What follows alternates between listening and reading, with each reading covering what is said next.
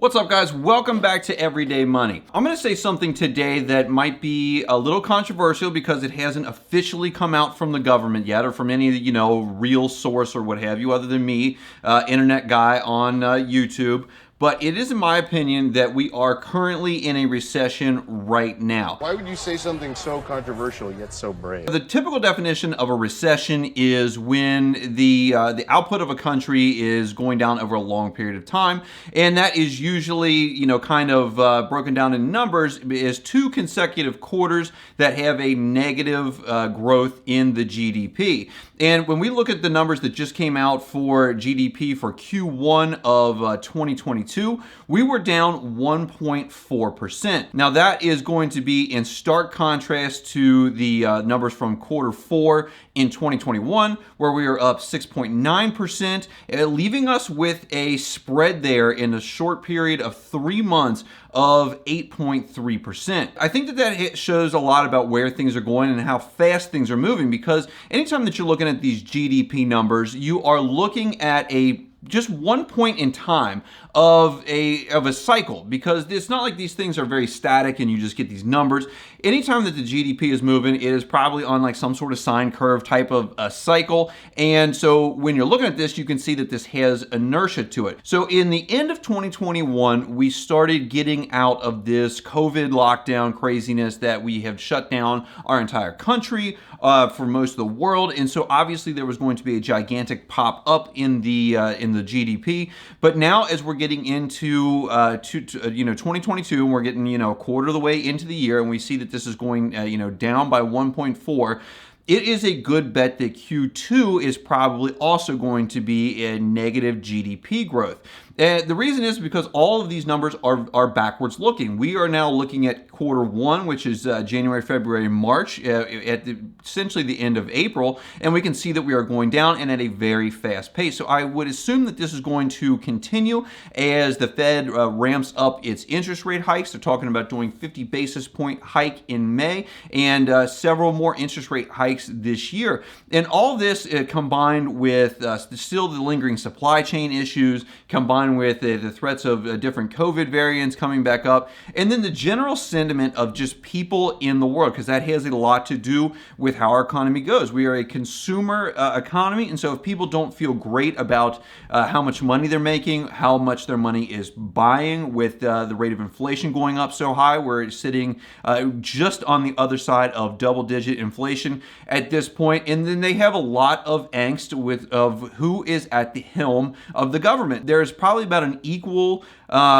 set of people that it was very uncomfortable with Trump being at the head of government, and there's probably an equally amount of people with Biden being at the helm of government that there's not a steady leadership. And I'm sure that the folks out there, you guys are going to have differing viewpoints depending on who you are, and you can argue to the moon in the comments if you want about which president is responsible for this, but it doesn't really matter because we are all in this together. I seriously doubt if any one of you guys out there are any type of major macroeconomic player in this game, but if you are, leave me a comment down below and tell me what you're going to be doing with it. The thing is that anyone in the last 10 to 15 years has made money in the markets, and so we are going to find out here in the next year, 18 months, because that's about how long a recession lasts. It's about an 18-month, 2-year process, and then you're usually out of them. And then every single time in the United States history, after we exit a recession, stocks, housing, pretty much any market that is tracked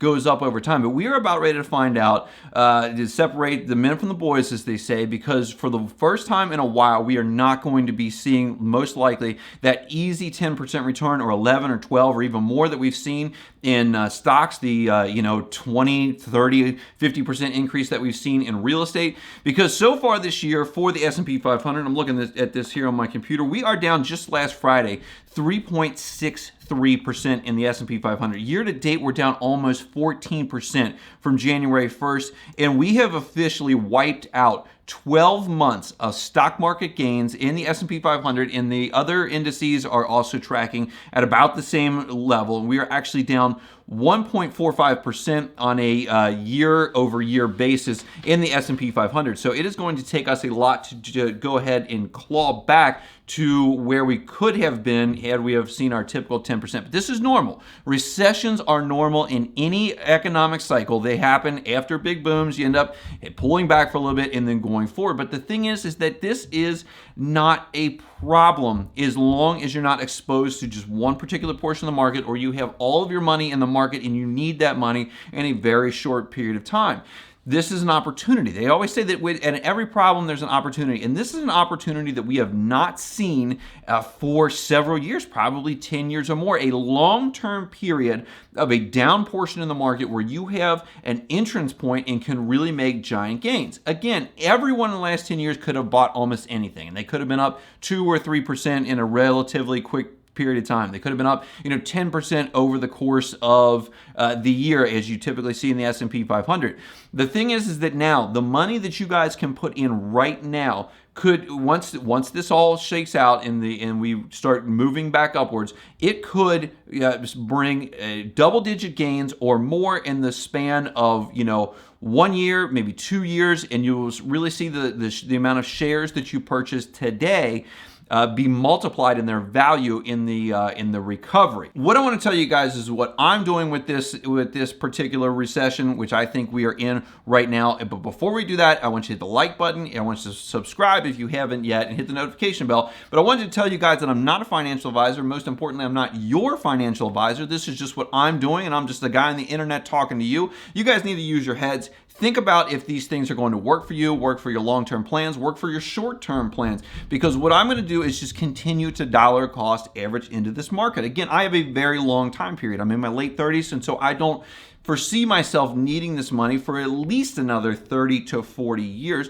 And so as I put this money in, I am buying more shares today with every dollar that I put in than I was 12 months ago, than I was 3 months ago. My $100 that I put in is going to buy that many more shares because the price has gone down. Any of you guys that have money in the market right now that have seen your investments go down by 13% or have gone down, 1.45% year over year, you guys have only lost money on paper, and it will be a loss if you sell it and lock in. Look at the amount of shares that you have in these companies. They are going to be exactly the same unless you have received dividends and reinvested them or something like that. So always keep that in mind. Always keep in mind that the stock market, that the companies that these tickers represent are always going to be trying to make money. They're always going to be trying to outcompete the other guy. And so just because you see this major macroeconomic picture and it's going down and it's going, your share price may be going down in value, the people that are working on the other end,